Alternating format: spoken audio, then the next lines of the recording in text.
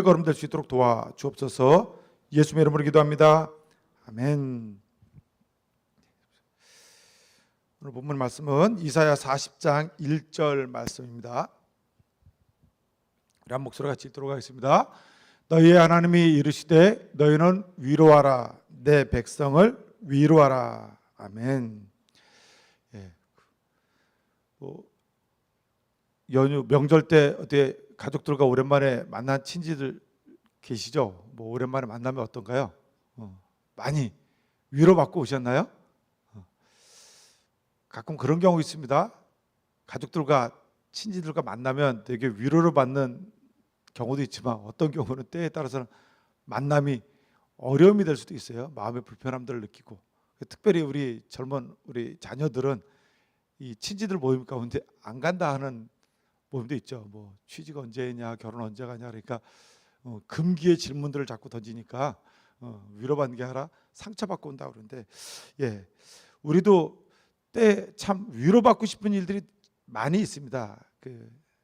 정말 누군가에게 위로받게, 제가 위로받고 싶은데 위로하기에 제일 어려운 때가 있습니다. 그러니까 누군가를 위로해야 되는데 가장 어려울 때, 장례식 갔을 때 참 쉽지 않을 때가 많이 있습니다. 제가 여러 장례식을 갔는데 제일 마음이 어려웠던 장례식이 하나가 있습니다. 초등학교 때 친구가 이 승무원을 하다가 이제 그만두고 여행사를 차려가지고 여행사를 하다가 아마 여행 새로운 프로그램을 개발하기 위해서 히말라야에 갔다가 이게 죽음으로 돌아온 친구가 있습니다. 근데 저는 초등학교를 졸업하고서 동네를 떠나버렸기 때문에 친구들과 오랫동안 연락이 안 되는데 거의 한 30년 만에 친구들이 저를 이렇게 수소문해서 찾아서 연락이 돼서 연락은 주고받고 했었던 적이 있습니다. 그런데 그 친구가 갑자기 죽음으로 돌아오고 나니까 친구들도 굉장히 당황스러웠던 것 같습니다. 그래서 저에게 연락이 와서, 제가 목사이니까, 야, 우리가 그래도 그 친구가 그래도 뒤늦게 예수를 믿고 교회를 이렇게 다녔던 것 같아요. 근데 이제 부모님, 어머님이 계시는데 어머님은 교회를 다니시지 않았지만 혼자 교회를 다녔던 것 같은데, 아이들이 그걸 알고서, 야, 목사인 친구 네가 와서 우리가 함께 좀 위로 예배를 좀 드렸으면 좋겠다.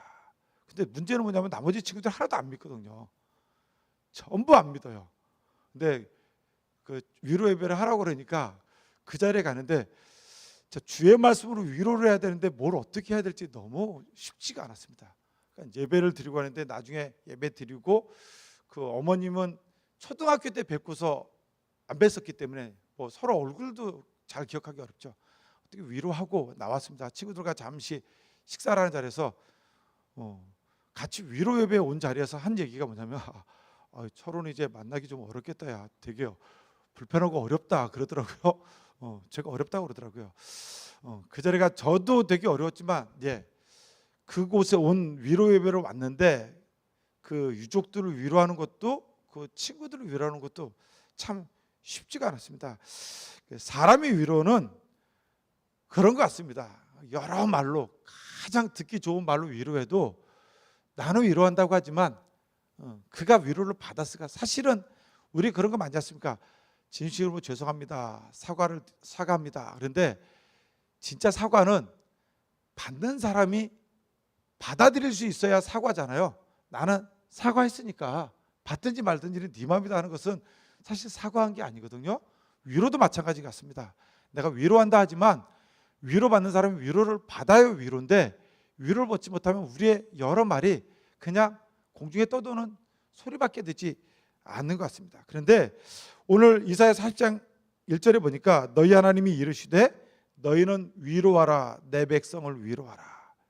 이 앞에까지는 하나님께서 이사야를 통해서 주시는 메시지가 뭐냐면, 이스라엘 백성들로 하여금 너희들이 주의 말씀 가운데 온전히 서 있지 못하면 너희들에게 이런 환난과 고난이 올 것이다, 이게요. 근데 이사야 40장은 제2 이사야서라고도 이렇게 신학적으로도 얘기하는데 포로 시기하고 겹쳐져 있습니다. 이미 고통과 고난을 겪은 사람들에게 던져지는 메시지입니다. 세상의 어떤 것으로도 위로가 되지 않습니다. 그런데 하나님께서 말씀하시는데, 너희 하나님이 이르시되 너희는 위로하라, 내 백성을 위로하라. 근데 이 위로는 어떤 위로일까요? 걱정하지 마, 걱정하지 마, 힘내, 힘내. 사람의 위로가 아니고요. 이사야 66장 13절 말씀입니다. 이사야 66장 13절 함께 읽습니다. 어머니가 자식을 위로함 같이 내가 너희를 위로할 것인즉 너희가 예루살렘에서 위로를 받으리니. 어제도 우리가 중학교 고등학교 다 오선화 작가님 그 메시지를 같이 나누어 들었습니다. 초등학교 때 그 아이 이런 성형을 가지고 있어가지고 누구하고만 대화했다고요? 아무것도 말하지 않는데 집으로 죽으러 달려서 잠들기 직전에 있는 엄마하고만 수다 떠는 그 한 가지 창구가 있었습니다.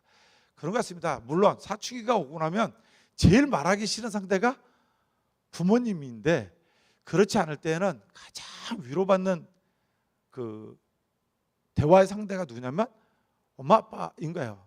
누구는 아빠일 수도 있고 대부분은 엄마이겠죠. 성경 말하고 있습니다. 어머니가 자식을 위로함 같이 내가 너희를 위로할 것인즉 너희가 예루살렘에서 위로를 받으리니. 다른 위로가 아니고요. 엄마의 위로. 사람들은 줄 수 없는 위로. 예. 우리 학교에서 학생들 경험하지 않습니까? 부모님도 다루기 어려운 아이들이 정말 해결하기 어려운 문제 봉착에 있을 때 선생님이 아이에 대해서 객관적으로 학교에서 이런 일이 있었다고 얘기하잖아요. 그럼 부모님은 딱 돌아섭니다. 전에는 우리 아이 진짜 나도 어떻게 감당이 안 된다 하지만 딱 돌아서서 어떻게 합니까? 우리 아이는 그런 아이다 아니다?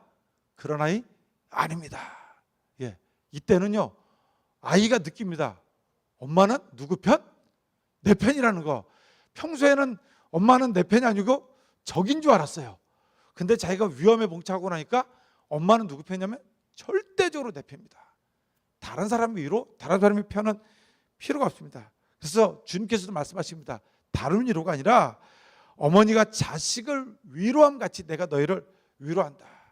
우리가 세상 가운데 살면서 이런 위로가 있으면 얼마나 좋을까요? 그런데 주님께서 그러면 어머니가 자식을 위로함 같이 너희를 위로한다 하시는데 어떻게 위로해 주시나요? 이사야 40장 2절 말씀 한 목소리 같이 있습니다. 너희는 예루살렘의 마음에 닿도록 말하며 그것에게 외치라. 그 노예의 때가 끝났고 그 죄악이 사함을 받았느니라. 그의 모든 죄로 말미암아 여호와의 손에서 벌을 배나 받았느니라 할지니라 하시니라. 어떻게 위로하신다고요? 주님께서도 말씀하실 때 마음에 닿도록. 사람끼리도 관계 속에서 그러잖아요. 사과할 때, 위로할 때 진짜 중요한 게 뭐냐면 마음에 닿는 사과, 마음에 닿는 위로입니다. 그냥 말 잘하는 사람이 정말 화려한 말 언어 기술을 가지고 사람들을 홀리듯이 말한 것 가지고 사과가 되는 것이 아니고 위로가 되는 것이 아니에요. 주님께서도 우리에게 말씀하실 때 너희는 위로할 때 어떻게 하냐면 예루살렘의 마음에 닿도록.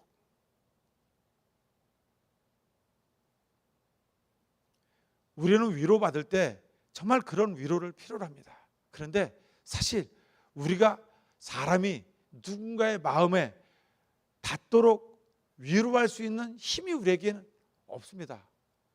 그나마 감사한 것은 우리 학생들이 다 말을 새겨 듣지 않고 귀 기울여 듣지 않아도 누군가 좋아하는 선생님이 있기 때문에 선생님들은 그래서 힘이 있는 겁니다. 우리 담임 선생님이라고 꼭 좋아하지 않잖아요. 담임 선생님이 있다면 불편하고 힘들 수 있습니다. 그럼에도 불구하고 학교에 오면 누군가 어느 선생님은 내가 마음을 열어서 대화할 수 있는 선생님이에요.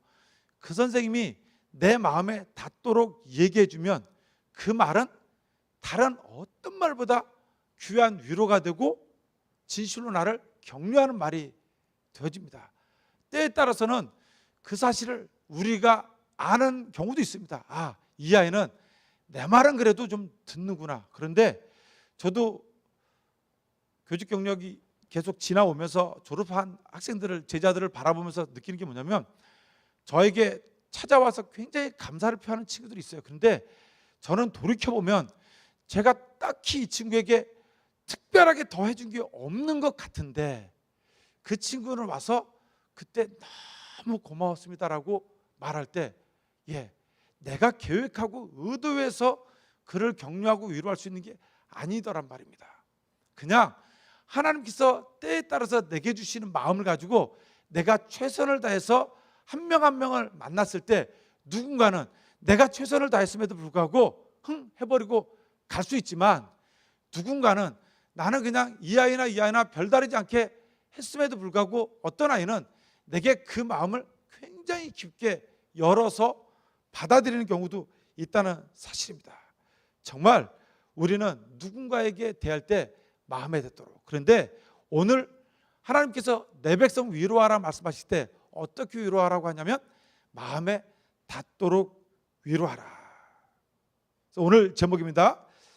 하나님의 위로는 내 마음의 감동. 이렇게 말씀해 주시면 됩니다. 시작. 하나님의 위로는 내 마음의 감동. 하나님의 위로는 내 마음의 감동. 하나님의 위로는 내 마음의 감동. 근데 저만 쳐다보지 마시고 옆에 분 한번 보시면서 계십시오. 제 위로는 위로가 되지 않을 수 있습니다. 근데 하나님의 위로는 내 마음의 감동. 한번 이렇게 옆에 분 양쪽 보시면서 한번 말씀해 주십시오. 시작. 하나님의 위로는 내 마음의 감동. 하나님의 위로는 내 마음의 감동. 예. 세상의 어떤 위로도 내게 감동을 줄 수 없고 내 마음을 울릴 수 없는데 하나님의 위로만이 나를 흔들 수 있습니다. 굳은 마음, 막 분노가 이끄는 마음, 정말 짜증이 넘치도록 나는 마음, 누군가 얼굴을 보기만 하면 힘든 경우도 있잖아요. 누구 목소리만 들어도 이게 벌써 마음이 흔들리고 눈동자가 흔들리기 시작하고 걱정이 쌓이는 분위기 있잖아요. 제가 전화하면 우리 선생님들이 그러신 것 같습니다. 그래서 제가 선생님들 될 수 있으면 인터폰을 안 하고 찾아갑니다. 인터폰 하는 순간, 예, 번호를 딱 보는 순간 아시는 분도 있지만 목소리를 찾지, 여보세요? 그러는 순간 왜 그러지? 예, 제가 많이 느낍니다. 제가 목사로 있을 때는 선생님이 제가 전화하면 그래도 그렇게 안 불편하셨는데 제가 교장이 되고 나니까 전화하면 나를 왜 부르시지? 왜 전화하셨지? 예, 참 쉽지가 않습니다. 그래서 제가 전화해서 위로하기는 참 쉽지 않은 것 같습니다. 전화를 안 하는 게 위로가 되고 전화를 안 드리는 게 감동이 되는 것 같습니다. 그런데 하나님의 음성은, 예, 여러분들 정말 힘들고 어려울 때 여러분들의 귓가에 와, 이거는 주의 음성이야 하는 음성이 잠결이라도 들리면 어떻습니까? 와, 이거는 어떤 세상에서 얻는 것보다 큰 위로입니다. 야, 정말 하나님의 음성이 내 이름을 부르는 거예요. 저루야. 야, 이때는 마음이 이것보다 기쁜 일이 없고 눈물이 나고 할 것입니다. 그런데 우리 주님께서 마음에 닿도록 무엇을 위로하라고 말씀하시면 노역의 때가 끝났고 그 죄악이 사함을 받았다. 예, 이제 지금 이스라엘 백성들이 포로된 백성들로 살아가고 고통받고 있는, 신음하고 있는 가운데 주님께서 말씀하신 게 뭐냐면 노역의 때가 끝났고, 예, 네 죄악이 사함 받았다. 이것처럼 큰 위로가 어디 있겠습니까? 이제 끝났다고? 예, 내가 너희를 위로한다. 근데 잘 우리가 안 와서 닿지 않아요. 근데 남자 선생님들 이 말하면 잘 와서 닿죠. 예, 병의 의무가 끝났습니다. 예, 근데 지금도 나이가 많이 들어도 가끔 꿈꾼다고 그래요. 갑자기 입영 통지서를 받았다. 그리고 아직 저녁의 때가 되지 않았다고, 너 탈력했다고, 잡으러 왔다고. 예, 어제 기사를 보니까 이번에 파리올림픽에서 그 은메달을 받았던 사격에서 저녁을 한 달 남겨뒀답니다. 그래서 메달을 땄기 때문에 조기 전역이 가능했는데 어제 기사 보니까 본인 스스로 동기들과 함께 만기 전역을 하겠습니다. 그래서 어제부로 만기 전역 그 기사가 났더라고요. 어쩌면 한 달이니까 그랬을 수 있을까요? 모르겠습니다.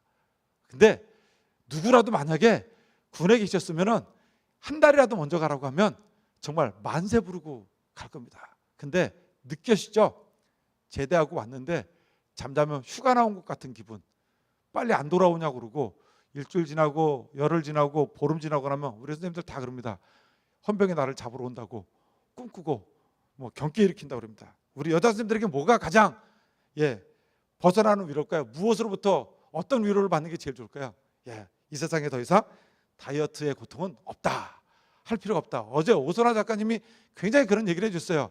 허리 얇은 사람들이 잘못이지 그 사람들은 다 떠나가라. 허리는 원래 없었다 얘기를 해주더라고요. 예, 우리 아이들이 위로가 되는지 모르겠습니다. 그거 가지고 근데 다 그거 가지고 힘들어요. 남자들은 이 문제도 있지만 여자분들 이런 문제. 우리는 참 살면서 인생 평생 내게 짐지고 가는 어떤 문제들이 있어요.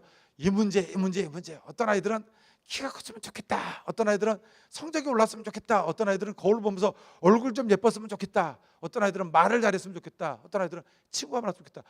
나름 자기가 벗어나지 못하는 굉장히 무거운 짐들이 있습니다. 그런데 주님께서 본인이 자신이 가장 고통스럽고 힘들어하는 문제 앞에서 내가 그 문제가 끝났다 말씀해 주시면 그것처럼 큰 위로가 어디 있겠습니까? 그런데 말씀해 주세요.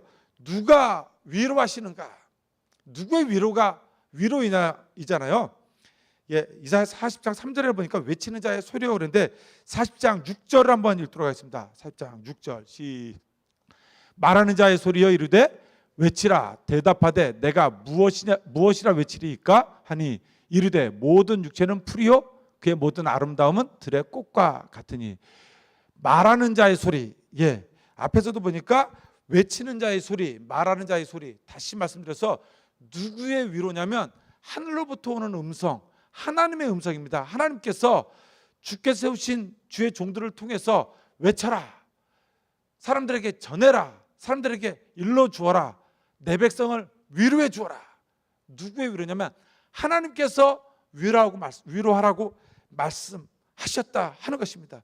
우리는 누구의 위로를 받는 것이냐면 하나님으로부터 받는 위로가 필요한 사람들이고 하나님의 위로를 받는 사람입니다. 그런데 무엇이라고 외칠까요? 그 주의 음성을 들은 자가 말합니다. 그랬더니 주님께서 말씀하셨습니다. 40장 6절 하반절에 보니까 모든 육체는 풀이요 그의 모든 아름다움은 들의 꽃과 같다. 그런데 40장 8절에 보니까 뭐랍니까? 시작. 풀은 마르고 꽃은 시드나 우리 하나님의 말씀은 영원히 서리라. 예, 주님께서 말씀하십니다. 너희들에게 위로하는 주의 말씀이 오는데 세상은 우리가 살고 바라보고 있는 모든 것은 풀이고 그 아름다움은 들의 꽃과 같다. 예, 바라볼 때 얼마나 좋지만 시들어 버립니다. 제가 화초를 되게 못 가꿉니다. 그래서 란을 교장 취임할 때 친구가 보내줘서 이게 2개, 3개가 서 있었는데 제가 다 말려 죽였습니다. 설립자님이 작년 가을에 한번 지나시다가 제 방을 들러주셔가지고 아니 이거 왜 이게 다 이렇게 갔나? 그러셔가지고 아우 죄송합니다. 제가 이걸 다 치웠어야 되는데 그래서 했더니 나중에 퇴가수님이 막 뛰어오셨어요. 그래가지고 새로운 걸 갖다 이렇게 다 세우셨어요. 그 다음부터 제가 책임감이 얼마나 큰 줄 압니까? 이걸 또 죽이면 안 되잖아요. 얼마나 열심히 하고 있는데 날이 너무 뜨거워요. 날이 너무 뜨거워. 그래서 지난 추석 때도 예, 얼음을 위에다 막 물 올려놓고요. 갔다 와가지고 제일 먼저 문 열고 들어오자마자 뭐부터 봤냐면 이게 시들었나 안 시들었나 아직도 살아 있습니다. 감사하게 버티고 있습니다. 항상 그렇습니다. 우리가 귀하게 가꾸려고 하고 아름답게 보려고 하는 것은 어쩔 수 없습니다. 우리 손이 살짝만 덜 가버리면 아름답게 내 방에서 보려고 하는 것도 시들어 버린다는 거죠. 아이들의 영혼도 마찬가지입니다. 우리가 우리의 생각과 우리의 계획도 우리 아이들을 조련하라고 하고 방향을 제시하려고 해서 함부로 만지면 이 아이들도 시들어 버립니다. 제가 최근에 허리 때문에 이렇게 또 치료를 좀 받았는데요. 이번은 치료가 뭐냐면 뭐든지 이게 혈관입니다. 혈관. 발부터 시작해서. 그래서 발을 갖다 얼마나 이렇게 문질러 대든지 진짜 멍이 막 어마어마하게 들었거든요. 근데 문제는 뭐냐면 제 오른쪽 다리가 문제입니다. 제가 말씀 많이 드렸지만 제가 초등학교 2학년 때 택시하고 한번 맞짱을 떴기 때문에 제가 공중 3회전 반 떨어지고 다리가 완전히 부서져 버려서 사실은 절단의 위기까지 갔어야 했는데 이게 붙어 있는 게 기적이지요. 그래서 다리를 보면 흉이 어마어마하게 큽니다. 그래서 사람들이 저를 보면 놀랍니다. 다 죽었습니다. 꺼먹게. 그러니까 그분들이 얘기하실 때 뭐냐면 이렇게 검게 많이 죽은 게 뭐냐면 여기에 신경도 다 죽어버렸고 혈액순환도 안 돼버리기 때문에 그러니까 이 다리 그래서 제가 오른쪽이 다 무너져 있는 상태거든요. 허리도 무너져 있고 엉덩이 쪽도 그렇고 관절도 그렇고 오른쪽이 다 문제예요. 다리 때문에 절 조금씩 절기도 하고, 이것이 해결이 안 됩니까? 말씀하신 거예요. 이것을 뚫어주고 해결해 줘야 조금 더 건강하게 갈 수 있습니다. 근데 제가 제 다리를 만져도 못 만져요. 아파요. 느낌도 되게 안 좋고 저도 못 만져요. 근데 그분이 한 번은 만지도록 어떻게 눈물을 흘리면서 참았는데 두 번은 못 만지게 하겠더라고요. 너무 아파요. 그러니까 저에게 말해 주셨습니다. 목사님, 혼자라도 자꾸 이렇게 만져서 느낌을 좀 감당해낼 수 있도록 좀 해주세요. 그래야 이 다리가 더 건강하게 좀 더 갑니다. 안 그러면 나이가 들수록 더 쉽게 무너집니다. 모든 육체는 풀이고 그의 모든 아름다움은 들의 꽃과 같다. 내 마음대로 되는 게 아닙니다. 우리가 아름답게 보존하려고 하는 것은 시들어 버립니다. 그런데 풀은 마르고 꽃은 시드나 우리 하나님의 말씀은 영원히 선다. 우리가 이것을 기억해야 됩니다. 사람 사이에 쓰는 각서도 쓰고 도장도 찍고 공증을 해도 문제는 뭐냐면 마음 변해버리면 끝입니다. 다 종이 조각이고요. 감당 못해. 소위 말해서 배째 그리고 누워버리면 아무 그 의미가 없는 것들입니다. 그럼에도 불구하고 우리가 살아가는 이 땅 가운데서 영원히 변하지 않는 하나님 말씀이 있다는 것은 우리에게 얼마나 큰 위로인지 모르겠습니다. 여기도 변하고 여기도 변하고 여기도 변합니다. 세상의 모든 물질도 변해버립니다. 그런데 변하지 않는 것 한 가지, 하나님의 말씀이 내게 정확하게 흔들리지 않냐고 변하지 않냐고 우리에게 계속 위로해 주시면서 힘 주시는 그 말씀이 우리에게 있기 때문에 우리는 그 말씀 가운데서 놓치지 않고 갈 수 있다는 사실입니다. 이사야 40장 9절의 말씀을 좀 보도록 하겠습니다. 시작. 아름다운 소식을 시온에 전하는 자여, 너는 높은 산에 오르라. 아름다운 소식을 예루살렘에 전하는 자여, 너는 힘써 소리를 높이라. 두려워하지 말고 소리를 높여 유다의 성읍들에게 이르기를 너희 하나님을 바라보라. 하나님을 보라. 제일 마지막에 보니까 너희의 하나님을 보라. 우리에게 말씀해 주겠냐면 이 백성들에게 계속 외쳐주어라. 무엇이라고 외칠까요? 하나님을 보도록 해주어라. 너희들은 이 땅 가운데에서 너희들을 위로할 것이 하나도 없고 너희들이 그렇게 아름답다고 하고 너희들이 의지했던 모든 것들은 다 시들어버리고 변해버리지만 나를 봐라. 하나님을 바라봐라. 하나님 보면 너희들은 흔들리지 않을 수 있다. 그러면서 10절 11절에 주시는 말씀이 이 말씀입니다. 시작. 보라, 주 여호와께서 장차 강한 자로 임하실 것이요 친히 그의 팔로 다스리실 것이라. 보라, 상급이 그에게 있고 보응이 그의 앞에 있으며. 우리는 육체를 가진 한계가 분명한 존재입니다. 누가 뭐라고 하더라도 한계가 있습니다. 덧붙여서 언제나 쉽게 무너질 수밖에 없는 유리그릇 같은 마음을 가진 존재들입니다. 내가 마음이 아무리 강철 같아도요, 진짜 강철 같은 마음을 가진 사람은 없습니다. 누군가가 자꾸 공격하고 쳐대면요, 결국에는 무너지게 돼 있습니다. 그래서 우리겠죠. 저 사람은 안 무너질 것 같았는데 안 무너질 것 같은 사람은 또 결국은 무너집니다. 우리는 유리그릇 같은 마음을 가지고 있습니다. 그리고 어쩔 수 없는 한계를 가지고 있는 육체가 있습니다. 강철 같은. 저희 아버님은 제가 볼 때 얼마나 힘이 좋으셨냐면요, 60이 되셨는데도요, 젊은 사람들이 이렇게 팔을 딱 잡으면 이게 보통 80마다 그러잖아요. 제가 얼마든지 가는, 우리 아버님 60대 넘으셨을 때도 팔을 딱 잡는 순간 젊은 사람들도 됐습니다. 이게 너무 좋으세요. 그런데 큰 사고를 다치면서 허리도 다 깨지시고 고관절 깨지고 난 다음에 한순간에 저는 놀랐습니다. 한 1년 사이에 그 건강하고 젊어 보였던 아버지가 1년 사이에 한 10년 이상 확 늙어 버리시고 소나기의 힘을 다 잃어버리시는, 그래서 봤습니다. 사람은 그런 것 같습니다. 아무리 강골 같아도요, 한순간에 노쇠해버리는 것은 우리가 어떻게 막을 수가 없습니다. 그런 우리에게 10절의 말씀이 뭐냐면 여호와께서 장차 강한 자로 임하신다. 우리에게 말씀해 주십니다. 다시 말해서 너희가 힘겨워하고 어려운 일 가운데서 내가 너희와 함께해서 너희로 하여금 그 어려움 가운데서 벗어나게 해주겠다. 승리하게 하겠다. 이기게 하겠다. 우리 주님은 그런 분으로 우리에게 찾아와 주시는 분이시라는 사실입니다. 내게 확신을 주는 이가 있을 때 우리는 심리적으로 안정을 얻습니다. 하나님께서 말씀하십니다. 너희들이 지금 포로로 고통받고 신음하고 있느냐? 너희 땅을 잃어버리고 너희 가족들을 잃어버리고 많이 아파하고 있느냐? 그러나 내가 강한 자로 너희에게 임할 것이고 마음에 닿도록 너희들에게 위로할 것이니까 너희들은 나를 바라보고 나의 위로를 받으라고 말씀해 주고 있다는 사실입니다. 이 12절부터 17절까지는 하나님께서 비길 데 없는 하나님의 위로를 계속 말씀하시는데 다 읽을 수는 없고요. 나중에 말씀을 한번 살펴보시기 바랍니다. 18절 말씀을 한번 보도록 하겠습니다. 18절 시작. 그런즉 너희가 하나님을 누구와 같다 하겠으며 무슨 형상을 그에게 비기겠느냐. 사람들은 어려워지다 보면 하나님이 아니 계신 것 같아. 왜? 하나님이 계셨으면 나를 이대로 두었을까?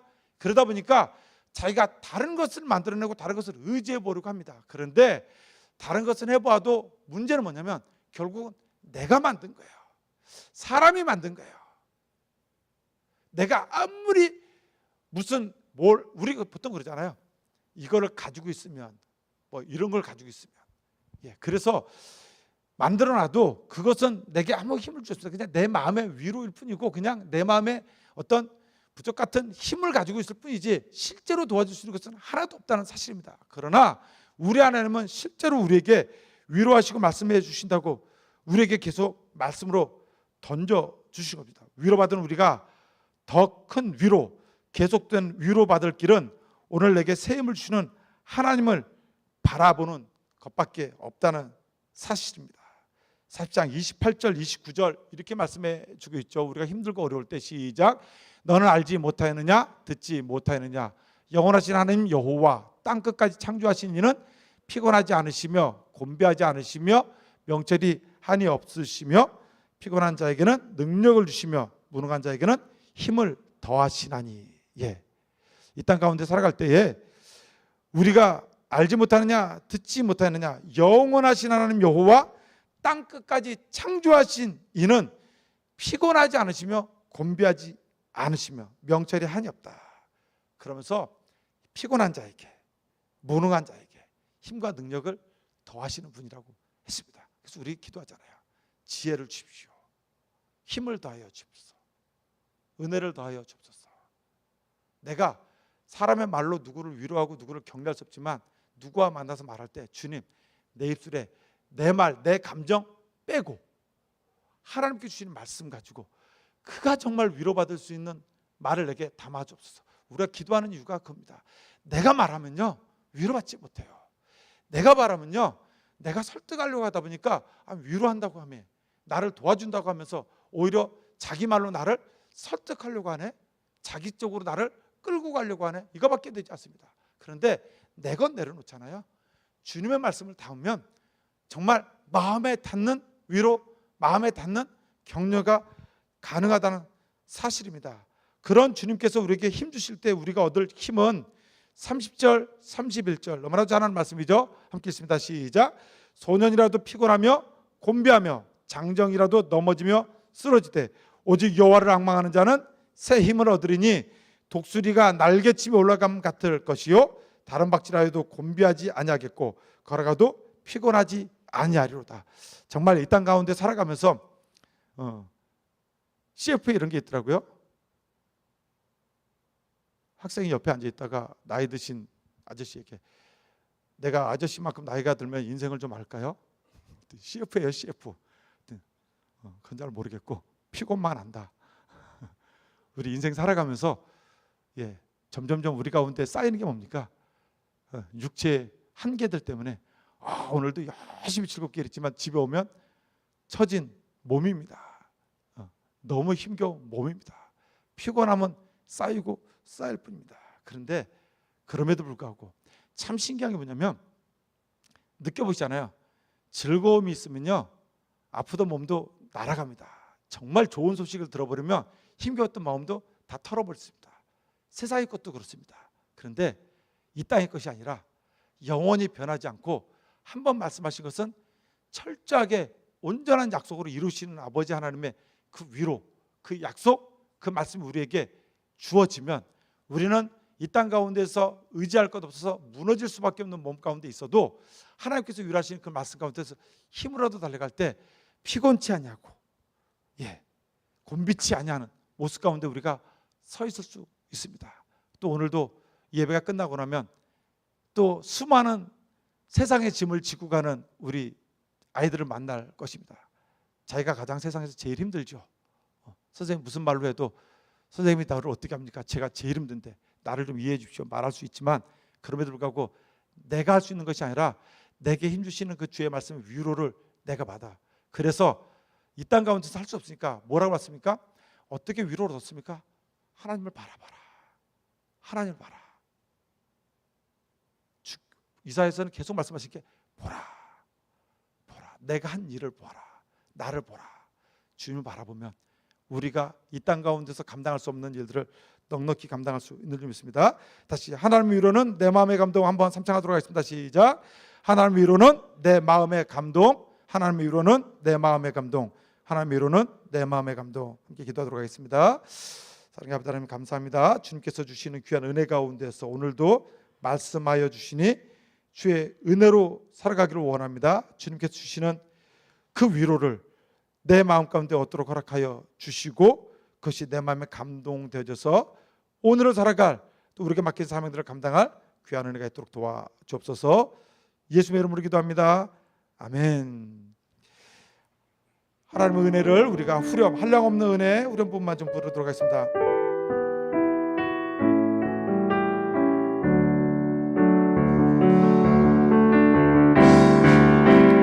한량 없는 은혜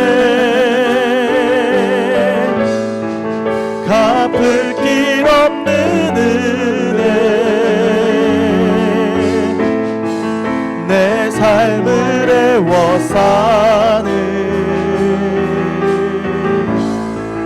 하나님의 은혜 나 주저함 없이 그 땅을 밟음으로 나를 붙드시는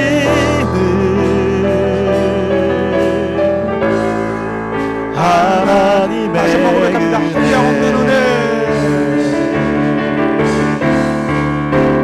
한량 없는 은혜 갚을 길 없는 은혜 내 삶을 애워 사는 하나님의 은혜 나 주저함 없이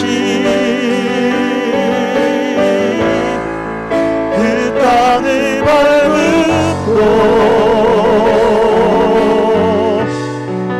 나를 붙드시는